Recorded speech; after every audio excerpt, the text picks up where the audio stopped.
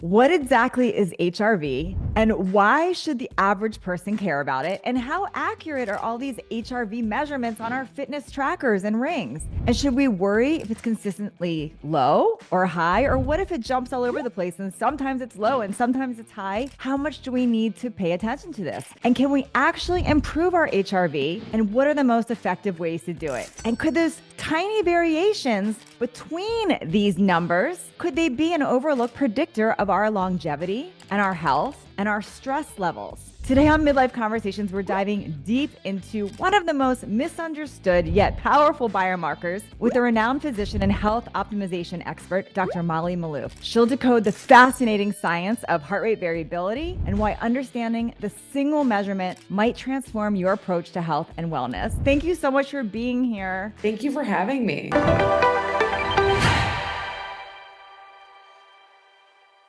So I want to dive right in. What exactly is HRV? I know it's heart rate variability, but Sure. What does that mean? HRV is basically, in a nutshell, the measure of time between heartbeats. So it's the beat to beat variation. So how quickly your heart rate returns to normal after it increases is a marker of resilience adaptation. So when your heart rate is very high, there's not a lot of variation between heartbeats. So somebody who's chronically stressed and has a high heart rate, maybe has low VO2 max, low cardiovascular health. A lot of people only lift weights and walk and they don't do any cardio because we've been kind of told, oh, chronic cardio is terrible. Well, that can actually lead to problems with your ability to be able to adapt to demands, like stress demands. So somebody who has a low heart rate and has a high HRV, because they're usually inversely related, that low heart rate person has more space to adapt. So if they need to raise their heart rate to adapt to a stressor, they can do that. So as we get older, our blood vessels get stiffer, our heart gets weaker, and our HRV goes down. And so one of the goals of optimizing health is optimizing stress and our ability to adapt to stress. And that is one of the major markers of health. Okay. So when we see the term HRV, I just want to make sure I'm understanding this. It's the actual variability between low and high. So if you have a low resting heart rate and you exercise or you're stressed and it goes up high, that variability, that number is showing the range, right? The beat to beat variation. The beat to beat variation. So you want a healthy heart is able to adapt to demands. And an unhealthy, or maybe just an aging person is less able to adapt. And this concept of homeostatic capacity is kind of a weird big word to say, but it's really your capacity to maintain homeostasis. And your body's job is to bring you back to baseline and to bring you back to normal after you've been dealt with a major stressor. As we get older, we become less resilient. So we get hit with stressors and they break us down. So the marker of a truly healthy person is not whether or not they get hit with a lot of stress here and there. It's actually how they're adapting to that stress. And are they actually being able to return back to baseline? And it's really hard in modern life to be able to be a highly adaptive person because there's so many things that are working against us. There's media, there's EMFs, there's toxins in the environment, there's sedentary lifestyles. I mean, we sit in front of computers. A lot of us are knowledge workers, and we have to work really hard to be able to work with our genes and our genetics and our primitive genetics, which is really designed to be totally opposite to what modern lives look like. So getting outside, getting sunlight, getting in, having healthy circadian rhythms, having healthy sleep patterns are truly crucial to having an optimal HRV, but also not eating late at night. That's a big problem for a lot of people have. They eat late dinners and then they wake up with these terrible HRVs. They maybe drink at their dinner. One of the worst things you can do for your sleep is drinking. And so people having a glass of wine at like 9 o'clock at a late dinner with their friends. And it's like, that actually is really, really bad for your sleep and for your HRV. And then, this is the year where I'm like, you know what? I'm just kind of done with alcohol because it just isn't working for me anymore. It's not giving me any adaptation advantages. It's only worsening my health. And it takes me a lot longer to recover from drinking. So I just decided this year, I'm done. Now, I'm sure there's a lot of women listening that say they can't give up their glass of wine. They're like, there's no way you can take that from me. But the reality is, it's like, you need to ask yourself, how long do you want to live and how do you want to feel? And I want to live a really long and healthy life. And I want to feel freaking amazing. And I want to wake up every morning and have the energy to take on my day. And I love sleep and I don't want to do anything that's going to impact my sleep. So sleep is a really first step, I would say, to optimizing HRV. So many people have undiagnosed sleep apnea. So many people have problems with disordered breathing at night. Some people have restless legs at night. And like, all of the sleep issues that you're dealing with are worsening your HRV. Mhm. So I look at sleep as first and foremost, but if someone is having poor sleep, you also have to look at their daytime stress. So there are people that have zero, like if you look in the Aura Ring, one of the things that I like to show people is like, if you look at your stress response, like where is your stress? What is your stress doing throughout the day? And if you see that your stress rate is like Mhm. super high, actually, I can open up the Aura Ring and tell you exactly where to look. But it's like you really want to look at where is your stress throughout the day. So if you look at the readiness angle, it will specifically, I mean, I actually had my Aura Ring's not on today, but it will specifically tell you like how much recovery you're getting during the day. And Uh-huh. if you're not recovering at all, like I actually at one point in my life realized I wasn't having any recovery during the day. And I would meditate in the morning and I would like do my wind down routine at night, but my full Yeah. day was nonstop stress. So Yeah. baking in not just fitness breaks, but also like, just being able to sit and breathe and relax and meditate and calm your nervous system throughout the day. Most people aren't doing that. So we're in a chronic state of chronic threat. And, then you're watching TV and watching the news, and it's like, it's putting you in a state of hypervigilance. Yes. So I have a lot more questions to go into with the sleep and stress, but I want to bring it back first to some really important things to make sure we're all clear here. So when you look at something like an Aura Ring tracker, and it's just one of many trackers, first and foremost, is that number accurate on there? Do you think that's like an accurate number to go off of? If you really truly want to get an accurate HRV assessment, you need to wear a chest strap. A chest strap. Okay. And I'm trying to remember the company that I heard about. I find it to be really difficult to use these straps, to be entirely honest with you. Morpheus is the brand that you want to look at. Because you're gonna use a chest strap, and you're also gonna get prescribed fitness recommendations. So there's a certain amount of specific types of cardio that they're gonna recommend that you do. And this is something that's really missing from a lot of people's conversations around like optimizing HRV is you're Mhm. missing A, the right measurement, and B, you're missing the right plan. And Okay. so a lot of your HRV is directly tied to your cardiovascular health. Makes sense. Okay. So So and a chest strap would be more accurate a than like a chest strap thing is measurement. the most accurate. Okay. Like that being said, I do think that your individual HRV on your Aura Ring is a decent monitor for recovery because it's measuring you at night, and most of the time at night you're not moving around. And it's Is gotten it better, but I wouldn't definitively say that if I have an HRV of 25 that is my HRV. Like I would say that is your Aura Ring baseline, and that baseline can be used to optimize your health and your sleep and your fitness. Like for example, if I went out till 4 a.m. Two weekends ago, my friend's 40th birthday. I didn't drink almost, I had one glass that night, but I was just up with my friends, having a good time dancing. And that lack of sleep caused my HRV to plummet to 15. Okay. That is not a good Mhm. HRV, right? But I had a reason for it, right? Like I literally was up till the sun came up, and that was a massive disruption. Now, I was going to go work out that day, and I looked at my HRV and I said, if I go work out, I'm going to get injured, because you do not want to work out on a day where your HRV is just garbage. But that HRV, is that my actual HRV? No, but that is my aberration from my baseline in Aura Ring. So I wouldn't look at Aura Ring or Whoop as like your definitive number, because these are worn on your hands and your wrists, but they are a useful tool for tracking over time your baseline with that specific tool. If I'm hearing you correctly, it's the variation It's that's your important. own So, individual variation from your own individual baseline that those things can give you. But okay. if you really want to be optimizing HRV in a concerted manner with actual evidence and real world research behind accuracy, you want to use a chest strap, and you want That to use makes sense. Okay. So when we're looking at, so we want to use a chest strap for actual accuracy to know your true HRV. So that if I'm hearing you especially if correctly, you're then trying to train yourself, like if you're trying to do training, for example, like if you want to do training to improve your HRV, you're going to want to train with a chest strap on. You're not going to use your Aura Ring as your training tool. Because like, for example, my Aura Ring does not, it can do a decent job predicting my lifestyle and behavior on how I exercise, but it does a terrible job at actually determining how much I'm actually working hard during that workout. Like I don't really trust the numbers on the actual calorie burn on the okay. Aura Ring, Yep. because it's literally worn on your finger. But so that's why when you're using the Aura Ring to track your workouts, you actually want to input the workout that you did and how long you did it.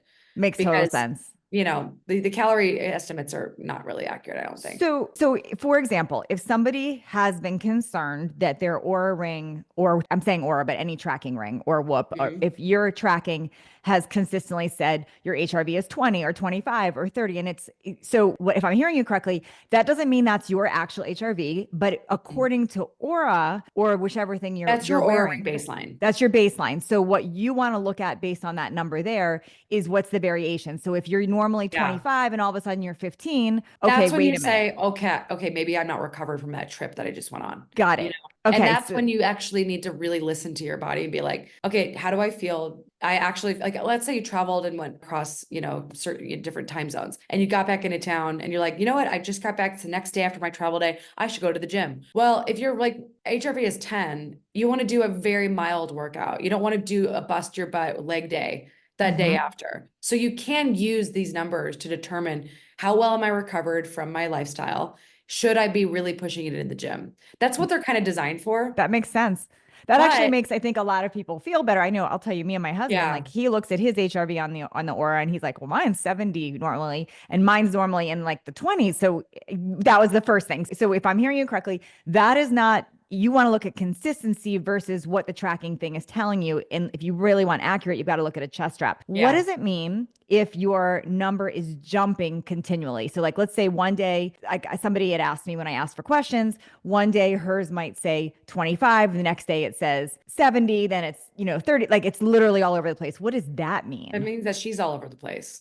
Oh, That means that her lifestyle might be actually really great on certain days, and other days she's got challenges and she's got to work to optimize. Basically, the days where she's really low are the days yep. where she needs to look at what caused that drop. What Wow. did I do differently? What am I doing differently on days where my HRV is 70 versus days when my HRV is 20? Like, what happened? What's the difference? Maybe she drank the night before. Maybe she had a fight with her spouse. Maybe she had a really, really tough workout that day before and she needs to recover. But the beauty of these wearable technologies is not that they are perfect. It's that they can help guide us to understand ourselves better and our Yeah. lifestyle better. Like I had a client that was, dealing with one of the most stressful years of her life, family challenges, parent challenges, body challenges. And I said to her, show me how much recovery you're getting during the day. And she goes, I'm not recovering at all. And so then we ran her cortisol testing, right? And she's just flatline cortisol. And I'm like, you're basically burned out, lady. And you're in a really high stress state every day. You're not giving yourself any opportunity to recover. And we actually, in her case, started her on 5 milligrams of hydrocortisone because she was so beat from the year Wow. before. So look, like I had a really like 2023, end of 2023, my HRV was like 65. And that's not bad for someone who's as stressed out as I am. Sure. But I had the hardest year of my life last year and it dropped to 30, right? So I have a very good evidence of like your stress can literally drain your ability to respond effectively to like your stress levels during the day. Chronic stress can really tank your capacity to adapt. And my job now is not to let that continue, but to use 2025 as a year to fully regain my strength. Makes sense. So But when, here's the thing, you don't want to like use this as like, I failed. Like life right. happens, life Yeah. gets hard. You're going to get hit with stuff, but that's When when you you, really need to take care of yourself. And I actually, what I did was I completely changed my work schedule for like 3 months mhm, and forced myself to recover. And mhm. it's slowly climbing back to normal, That which is makes sense. So when I'm looking, I know you don't have yours on you, but I just pulled mine up real quick so I can look at a screen that people would be looking at. So when you look at the stress on the markers, when you see the dots all up and down like that, that's what you don't want. Is that what I'm understanding when clear? you see the Or stress, you want to just see that there's going to be certain points of the day that you're not in that high state. You got it? want it to go down during you want to have a few moments during the day where you're actually calm. Like when it registers as a nap, that's a good thing, right? You Yeah. may not be napping, but maybe you're just quietly reading or doing something relaxing. You don't want your full whole day to be in that high stress state because that's going to carry into your sleep because your So if sleep's not there going is to a be good. number, like someone, like I'm looking at mine, like yesterday, it said stress an hour and 15 minutes. Is that considered high? Is that like, That's a because good day. I that's mean, a you're good day. 1 hour and 15 minutes of stress. It's better than 8 hours, Yeah. right? But if you all are looking at yours and it says 5 hours, 6 hours, 7 hours, that's when you have to say, wait a minute. When you're looking at the majority, let's look at the whole day. Is the majority of your day in a stress state? No. That's when you have to be a little bit like, ooh, that's a little warning signal that I might Yeah. be under a lot of stress. And the thing is The point of health is not to be perfect all the time, right? And this is the thing I try to explain to my clients. It's like, you're never going to be perfect all the time. The point is to build capacity into the system so that when things are challenging, you do not break, right? Like I had a lot of stuff going on last year physically. And it was like surprising how well I was able to cope despite the challenges. But I had also built an enormous amount of capacity into my body. It wasn't like it was an easy thing to do, but I was very diligent with fixing things when they were breaking. A lot of people don't even have the capacity to do that because they don't have great doctors that they're working with. Sure. And so the goal is to like know when things are really getting to the breaking point and pausing and you have to actually readjust your life to be able to adapt to those things. Well, so I want to ask you things that we can readjust and do to improve it, but I also want Yeah, to ask you first about turning to things like supplements. Because sure. for example, like Look, if I love you're supplements. I'm a huge, huge fan of supplements. okay. So, like, for example, if you know that things like CBD oil or 5-HTP or whatever it is for ashwagandha, whatever somebody Yeah. listening to is thinking, if that is in your brain helping you relax, is that a good tool to use or not a good tool to use? So one of my friends recently recommended a product called HRV Plus from the company Mode and Method. Okay. And Mode Plus Method. And it's like 100 milligrams of CBD. What does CBD do on a molecular level? It does a lot of things. But one of the things that most people don't know that it does is that it has effects on the anandamide signaling in the brain. And what is anandamide signaling effect? Oxytocin. So oxytocin is the hormone of safety, trust, and love. So if Yes. you could take a supplement that's going to give you more oxytocin through taking a large amount of CBD, I say go for it. Like I say, do whatever Wow. you can to support your system. Yeah. You might not pass a drug test with that amount of CBD in your body, but it also has magnesium and curcumin and omegas. And there's a lot of evidence on omegas and CBD alone in helping with managing your HRV. So I also love PEMF mats. Like there's Yes. called Centropix. Let's say you have to sit in front of a computer all day long, you can sit on your Centropix mat and you can recharge your body. Acupressure mats, they actually do improve HRV. I've actually measured it with a wearable HRV mat. Wow. You can literally see it. Lavender oil, fantastic. You can take it as a supplement. People encapsulate it. People use that for sleep. You can use magnesium. You can take safely up to at least a gram a day of magnesium, and you can even push it up to 2 grams. But I'd be very careful with that, especially if you have a heart condition. Well, this is When I good news because I think people have felt shamed sometimes, like, well, if I'm not a meditator, or I'm not a breather, or I'm not the person, and then Oh they my feel God, almost shamed stop to go, it, people. yeah, Literally, get over it. Stop comparing yourself to others. I don't care what anyone else is doing for stress. I care what is going to work for you and your body. And if what works for you and your body is taking a supplement and you see an improvement, that's a win. But that's so like good. meditation is hard. Like, I mean, I have 2 days off of meditating and I feel it. And like I meditate really consistently because it is like medicine, but I also do breath work. I also do yoga. And I mean, you got to do the things that are going to work for you. But the big things are like not eating late at night. Like that's a big one, but also light signaling, circadian rhythm signaling, getting light the first thing in the morning, going outside, seeing the sun, going outside during UVA rise, UVB rise. There's an app called Circadian Life. It's a great app for tracking your light Mhm. exposure, avoiding blue light at night, using blue blockers, avoiding alcohol intake at night, spending time with friends and family, hugging, getting affection. Like there's so many ways you can improve your Yeah, HRV. Having a gratitude journal increases dopamine. Dopamine makes you feel good. When you feel good, you have a better HRV. I love sauna, but also like a 1 minute cold shower is great for boosting dopamine too. So anything you can do to improve your HRV, like listening to classical music, breath work. I don't recommend a lot of Wim Hof breath work when you're really burned out, okay. but I love the app Othership. It's a great app for learning breath work. For those vagal nerve Yeah, talk to us stimulators. about what vagal mean. That's like another term Yeah, that yeah, I yeah. think So we all you hear. got a nerve coming out of your brain and it's traveling on both sides down to your gut. Okay. And the vagus nerve there's vagal nerve ganglia on your neck. And your vagus nerve is responsible for your parasympathetic nervous system. So your gut and your brain and your brain and your gut are bidirectionally impacting your stress. So if you have chronic stress, you're not going to be digesting well. So it's going to affect your gut health. Makes But if you sense. also have like you do something that messes up your gut, like get a bad gut infection, that can mess up your brain. So it's very bidirectional. Now there's a thing called a stellate ganglia block that I recently did, which they inject procaine into your nerve ganglia. They And it's inject like what? What did you say? inject procaine. It's like Okay. an aesthetic. So they Okay. basically numb your nerve ganglia on one side. Okay. It's a great tool for PTSD. For people that have Wow. like a nervous system that's hyper vigilant and they Yep. can't seem to relax into their body, huge fan of the stellate block. Now you got to go to someone who's good, someone who's really good, who does this I've every day. never heard Like, of so this. not, This not is some wild. rando. Yeah, it's a great tool for PTSD and just for hypervigilance and stress. This thing called neural therapy. And if you got to go to the right guy, because there's only 250 practitioners in the country that are actually good at it. Sure. And so it's like you got to go to a really good osteopath that knows neural therapy, but they can do this to ganglia all over your body and reset your entire body's nervous system. And let me tell you, I work with this woman, Katrine Valinsky, and I'm doing a retreat with her first week of May. I don't know if this podcast is going to be released by then, but if people follow me and Katrine on Instagram, you can connect with us and get into one of these retreats. And there's a guy in Sedona named Dr. Tudor, and he's probably the best in the country for this type of treatment.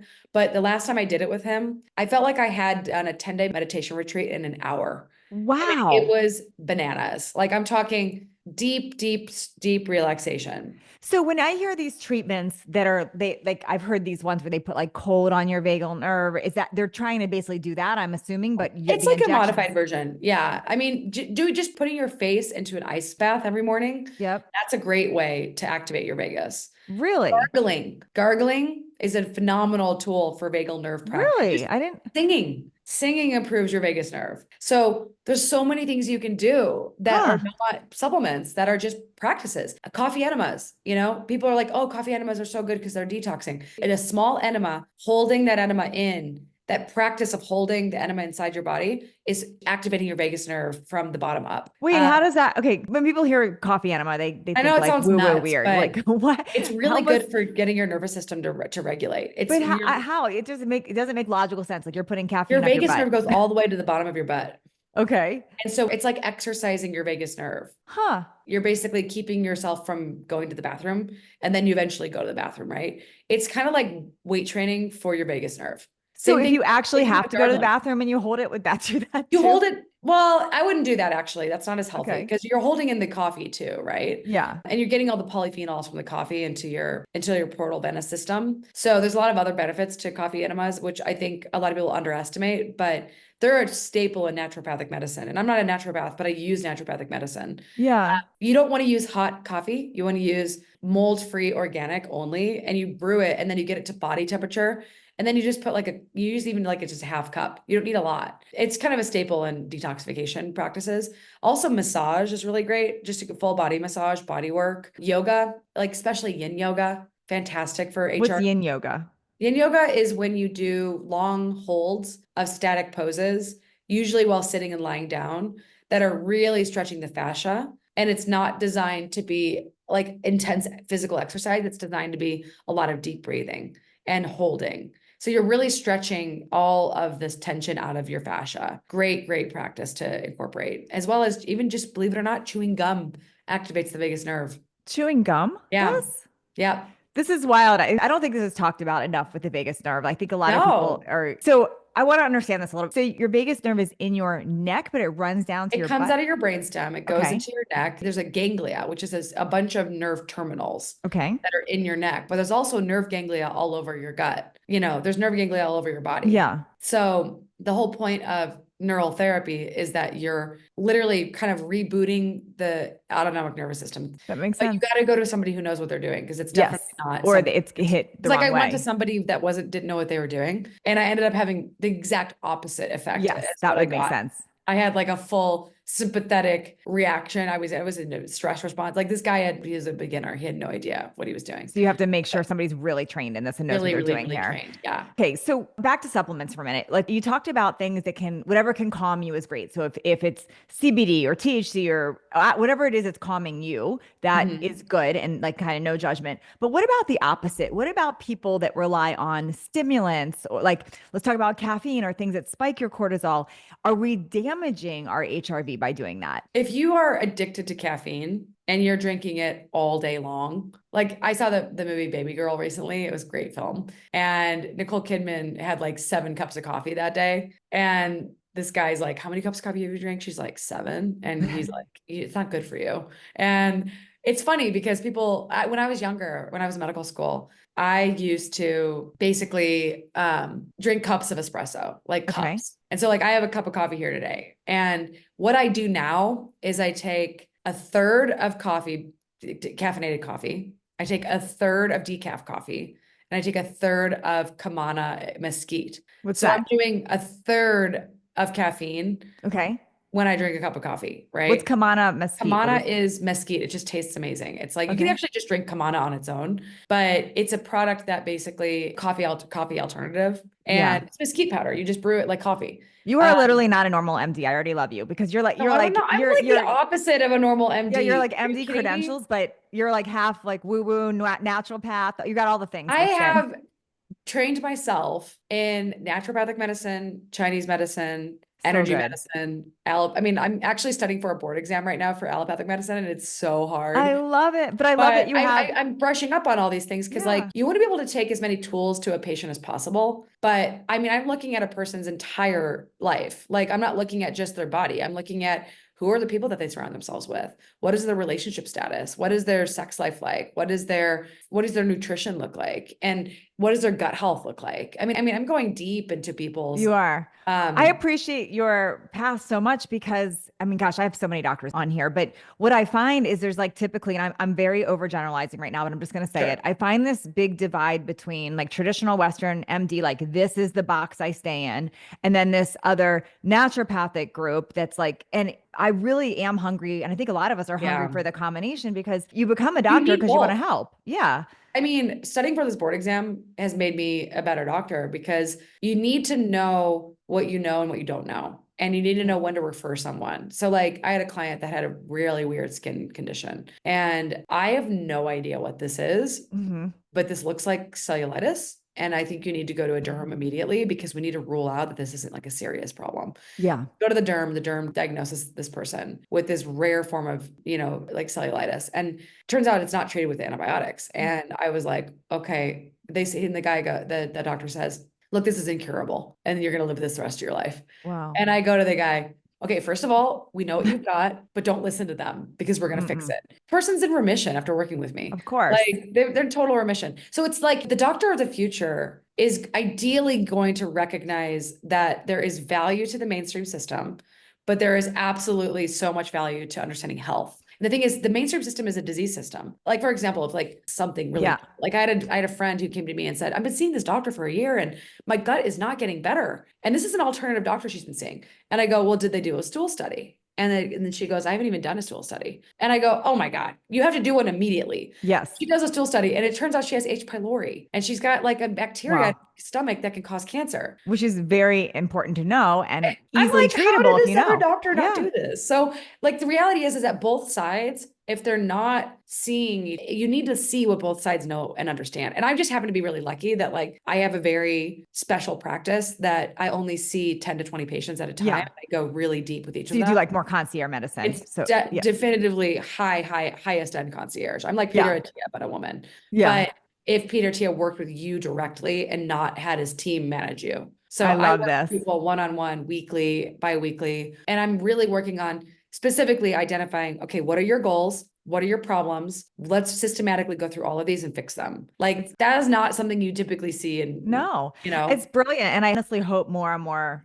doctors take this approach because otherwise it does stay untouchable, right? Like a lot of we people need a can't lot more reach. doctors for this to We happen. do. We need to make it cheap to go to medical school. And we It also should need cost doctors nothing to to go to medical school. not It be should literally, afraid. government should subsidize hundreds of thousands of doctors. And we need doctors to not be afraid of stepping outside the box. That's the other thing I think that goes on is that a lot of traditional doctors get very like, I can only do this because this is what I learned. So I think that's just Well, my opinion. I'm literally developing what's called a private medical association so that when you sign up to work with me, you're literally signing a contract that says, I am aware that you are not working with me in just a fully mainstream way. I am aware I'm signing on to some alternative treatments, It's some amazing. experimental interventions, and that like I don't take insurance and I'm never going Yeah. to take insurance. Because then So otherwise insurance dictates the treatment. And that's there's really terrible. no reason because literally the overhead and the way that they reimburse isn't going to go near what I charge people. So it's just not worth my time. So before someone tunes that conversation out right now, because I want to say this. Well, I want to go back to the HRV stuff and really specifically talk Yes. about things that anyone can do without any money. Yes, I want to do that, but I also Yeah. got to say this one little thing because this Sure. will drive crazy. Like, so a lot of people they'll hear things like this and they'll go, "Well, this is untouchable. I can't work with a doctor like that." And I'm going to call baloney on that because we're going to talk about some natural things you can do. But I also want to say we have to stop letting insurance dictate treatment, because if we let insurance dictate treatment, then what happens is your insurance company doesn't actually care about you. So we're letting that dictate treatment, and now what happens is you have bigger problems later. And I'm saying this because I'm not a doctor, so I can say it. We have bigger problems later that do end up costing you more money and time. So I'm going to say it's very important to take this seriously and say, I need to get the help that I need, despite what my insurance is dictating, and really take that seriously and listen to the natural ways you could do it that don't cost money, because this is going to be really critical. If we continue letting businesses just dictate our treatment, then we get into more trouble. That's how I feel. So I mean, I think that people just need to understand insurance. First of all, they're not invested in your longevity, because you may bounce around to different insurance companies over the course of 5 years, and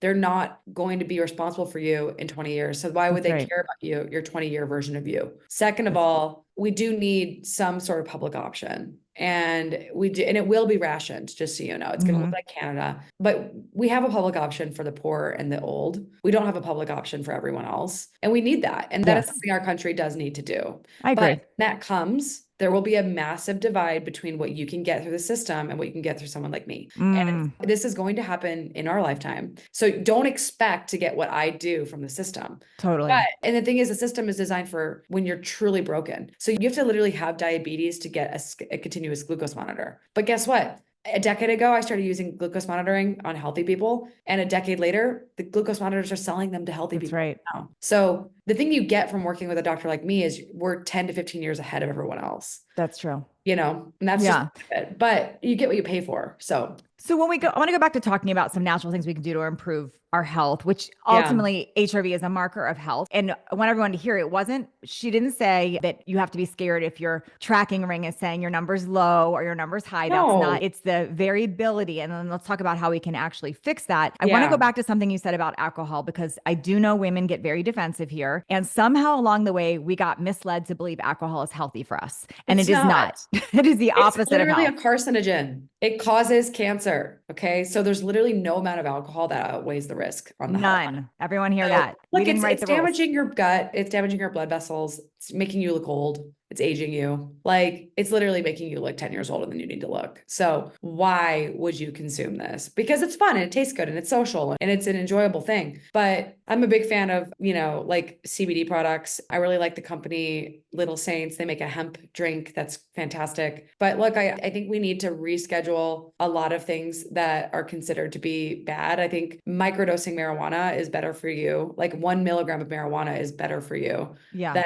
a glass of wine. Molly, where do you think this came from? Like somebody's going to listen and go, well, in Europe, they drink and they're healthier. And the resveratrol in red wine, it's healthy. Like, where did this even come from that people were saying alcohol was healthy for us? The resveratrol argument, but also, if somebody does have a really strong history of stroke or heart disease, and then the rest of the family history is just, they've got nothing else, like not a single episode of cancer in their family, you might benefit barely from like a glass of wine a day. Okay. But so very small the other thing I would say is that Europeans spend a lot more time socializing, and they spend a lot more time with friends and family and walking. And so like, I do think that there is some very mild benefit to alcohol, because if it means that you're going to actually get human interaction. But I would say that if your HRV is running low consistently, it's one of the simplest things you can do to improve it. What about somebody that says, well, I'm stressed, and you just said stress is not good, and a glass of wine at the end of the day or a bottle of wine helps me unwind? What do you want them to know? There's a big difference between a glass of wine and a bottle of wine. Okay. So let's start with the glass. Look, what I would do is I would tell them, you need to start running some experiments and actually see what happens to your HRV when you don't drink at all, and what happens to your sleep when you don't drink at all, and what happens when you drink a bottle of wine. And you tell me what's happening in your body. Like, is it really helping you manage stress? If your sleep is garbage and your HRV is tanked, is that really true? Or is it something you're telling yourself? Very know? key. Yeah. So just I know saying, I think people the get evidence, very defensive with the alcohol, but it's, that would be like us saying that cigarettes are okay, or I mean, it's just not okay. It's just the research just shows how detrimental it is to our health. So we have to point it out. You have to share it. yeah. I mean, also, I think a lot of people struggle with being okay by doing nothing, right? Like a lot of people struggle with just being with themselves. And I think that's the bigger thing we need to talk about is Yeah, like, let's talk about that. Because like that's very true. being with you alone without a crutch. Like, why do we depend on our phones? Why do we depend on our alcohol? Why do we depend on all these things that, like, why is it so hard for us to just be ourselves? Why And is it? I think a lot of it is that it's the messages that were sent by the media. So like the best thing you could do is stop watching the news and stop, scrolling on Instagram. And honestly, like discipline is freedom. If you can learn to like have a 1 hour wind down routine where you, instead of drinking a glass of wine, are doing yin yoga, are doing stretches, are doing breath work, are doing things that actually nourish your brain, you won't reach to the crutch because you won't need the crutch, you Mm. know? Can you talk about that for a minute? Because cell phones specifically, I think people don't realize they don't put them in the addiction category, and it really is an addiction. And I'm I've been guilty. Like it's tracking how I feel when I use my phone consistently, and I feel like garbage. Like I do not like the way that I feel when I'm on my phone yeah. nonstop. So I've been really like trying to examine, like after I finish scrolling for a while, like how did that make me feel? And honestly, what it mostly does is make me feel like I need plastic surgery. And it's like, I don't need plastic surgery, actually. Why am I being told that by my That's phone? funny. And it's like, that's funny because so I'm designing a lecture on health.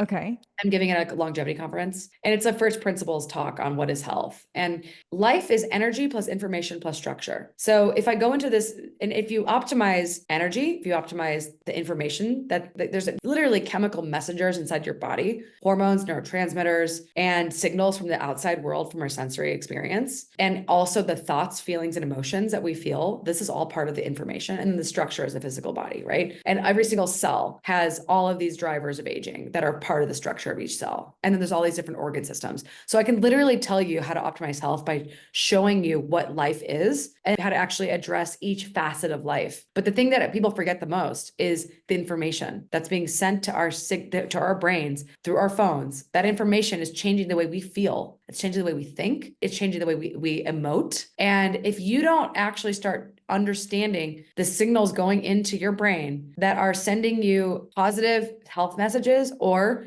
negative, self-worth feeling, things that basically make you feel bad about yourself, then you're missing a big piece of health. It's the messages you're getting from your Yeah. friends. It's the messages you're getting from your partner. It's the messages you're getting from the media. It's the messages you're getting from the food that you consume. So like, you got to think about the information that is going into your system and change that information if it's not working for you. So like this guy, Adam, who runs Instagram, he regularly asks the audience of Instagram, like, what are your questions? And I keep on asking him, Adam, how do I reset my algorithm? Because we need to have more Oh, control over these algorithms that are does he sending answer? messages because they are changing the way that we perceive ourselves and others. Does he answer? He doesn't answer. I think TikTok's even worse than Instagram. So you said something that's really, I keep looping on. Yeah. And this has been years, but always a different thing. You said that people are trying to escape themselves. They're not okay with themselves. And I think Yeah. years ago, it was other things. Now, cell phones weren't a thing 20 years ago, but it's always something like maybe it was TV then, or maybe it's drugs, or maybe it's alcohol. It's always something of an Sex. escape. Some people are just workaholic as an escape. What is that? Work. Like, why are we all so trying to escape ourselves? I mean, this is a spiritual problem, right? This is going into the psycho-spiritual piece of healing. Mhm. Like, we are in a crisis of connection in this country, and we are disconnected from ourselves. We are disconnected from our partners. We're disconnected from God. And the problem is that we think that we're connected through our phones, and our phones have given us this false perception that we have friends,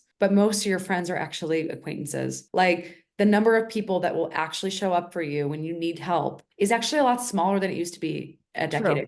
It's Because not your Instagram followers. what happened with our lives with the pandemic is we had a massive disconnection moment in human history. And it was, I believe, terrible for human health, what happened to us. So religion used to be a source of human connection. Like, I was raised Christian, but I'm technically Jewish. And I recently started going to Shabbat dinners every Friday because I needed more friends and I needed more connection to God. And I found it through a community of Jewish people in Jackson, Wyoming. But religion is something that a lot of people have like moved away from. But one of the main benefits of spirituality that is in the clinical literature is actually the ritualistic gathering of people to connect with one another.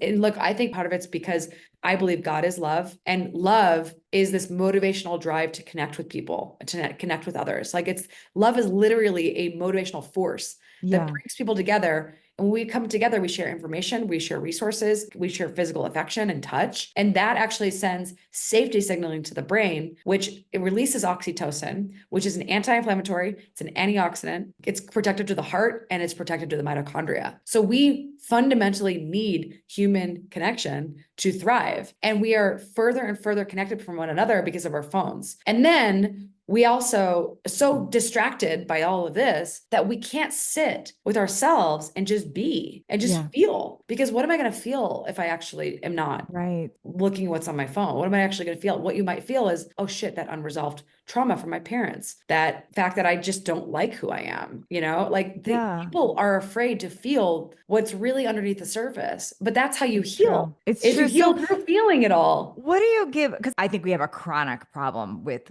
cell phone, me included. I'm raising my hand first. My phone's right next to me. It's everywhere I go. Yeah. What advice, like, do you have any practical advice for that? Because I think would just say saying don't be on it is start with 20 minutes before you go to bed where you don't have any phone. Start with something as small as 20 minutes. And I don't care what you're doing during that 20 minutes, but I want you to do something that is not on your phone. So read a book, or I want you to read a book. I want you to journal. I want you to do breath work, preferably not even a book for a moment. Like I really want I want people to learn to be with themselves, to connect to themselves. So just connect. And then I would prefer if you even journaled over reading, but I don't want reading to become another escape. It's like, can you just be with you? I don't care if you color in a coloring book, but I want you to do something that makes you sit with yourself and think and feel and process your day. And actually release all the day's stressors. And I like that you just said that, because I think when we hear just you're on your phone too much, people go to this, like, I'm doing something wrong. But I like how you just kind of added something in. You said, no, instead of being like, you're not gonna be on your phone, let's add in 20 minutes of something else, or let's add in gradually an hour. The best way to break a bad habit is to replace it with something else.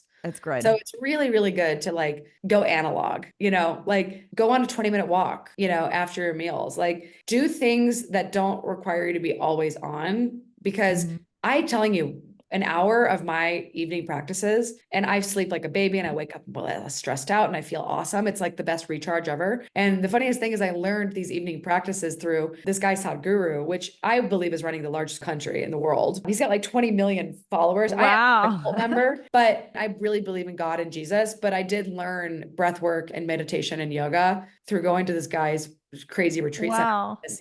So like I do recommend meditation retreats, but you have to work up to those. Joe Dispenza has some fantastic retreats, but like people are literally sitting with superpowers in their brains and they're just not even aware of I agree with that. It's wild. And it's like you don't get to those superpowers by scrolling. No, you're right. Get to those superpowers by training. And it's like Jedi training. My meditation guru, this guy in Maui, he was like, this is subtle bodybuilding. This is training your ability to master your mind. And I was like, once he told me I was a Jedi, I was like, oh my God, I'm so into this.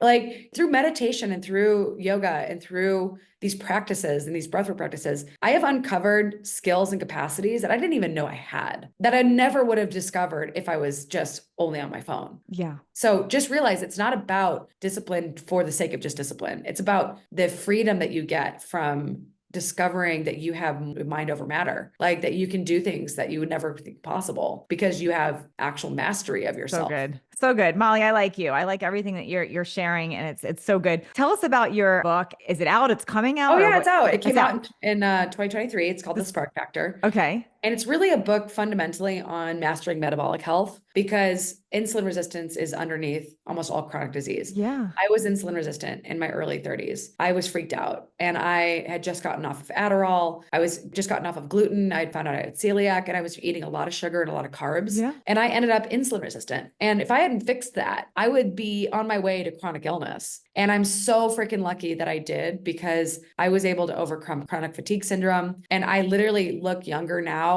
I literally had a meeting with a woman who met me many years ago, and she goes, I do not understand how you look younger now than you did when I met you. And it's because the more energy that you have available, the more you shine, the more you light up. And the thing is that I had to learn a lot of these lessons on my own. So I wanted to build a book that would at least teach people first and foremost, you got to fix your metabolism, because if your metabolism is broken, you will get sick. It will happen. It's not if, it's when. And so cancer, heart disease, diabetes, and dementia are all linked to insulin resistance. And this book is first and foremost designed to help you get your energy back through fixing your insulin resistance. Beautiful. I want to write another book on stress, because I really feel like I've learned a lot, that my stress section of the book is anemic compared to the metabolism piece. And I really, really want to write a book on stress and burnout, because people don't know how to fix their hypothalamic pituitary adrenal axes. And I have literally burned out so many times that I know how to fix it at this point. So but I want to go back to the thing we didn't really talk much about, which is the simplest way to fix HRV. Yeah. Is understanding zone 2 and zone 5 training. So you need both to optimize your HRV. So how do you get your zones? You take the number 222 minus your age, and then that's your zone 5. Okay. And then you multiply that number by 0.7, and that's your zone 2. And you want to train in zone 2, which is light cardio at 70% of your maximum heart rate, 3 times a week for 30 minutes. What do?